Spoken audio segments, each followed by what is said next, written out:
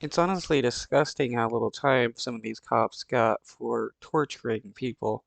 You have some people in jail a lot longer for a lot less.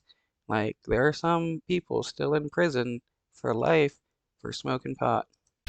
Troy, Megan, all week we've heard of the disturbing and unimaginable crimes of 6 former officers, the very people entrusted with enforcing the law. Today, the last 2 officers have been sentenced with the racially motivated attack that nearly killed one of the victims. Today, a former Rankin County deputy and former Richland police officer was handed their fate for the brutal attack and torture of Michael Jenkins and Eddie Parker. Former Deputy Brett McAlpin receiving just over 27 years, and former Richland police officer Joshua Hartfield sentenced to 10 years for their roles. In court, Wow, only 27 years and 10 years for these last two people, and they tortured two people while being cops, and yet they got so little time. If a regular citizen did something like this, I mean, imagine if a citizen tortured a cop. That person would be uh, put in jail for life. prosecutors stated McAlpin was the ringleader. As for Joshua Hartfield, prosecutors say he was the least involved, being that he was hanging with Christian Dedmon and somehow got caught up. Both victims apologized, Hartfield saying with tears rolling down his face and slow to speak, "I know the words 'I'm sorry' will never be enough for all you have been through."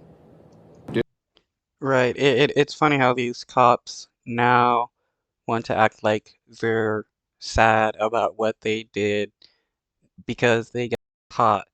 These cops were known to uh, attack black people because the people were black and they got away with it for a long time. Now they got caught and they want to fake being sad about it. This day is the justice for Michael and Eddie Parker, and I just thank God for it. We know it's been a long week. Again, I want to thank you. I want to thank the court system for operating and showing that courts can work and that the wheels of justice do produce justice. You kinda giving the justice system too much credit when these people have gotten away with various other crimes for a long time now. These officers have been sentenced on a federal level and are still awaiting state charges with a $400 million civil rights lawsuit hanging over their heads. For now, And it'll be the taxpayers that will be forced to pay that lawsuit. It is outrageous that cops commit crimes, and whenever they're punished, it is the taxpayers that have to pay their bills and not them themselves.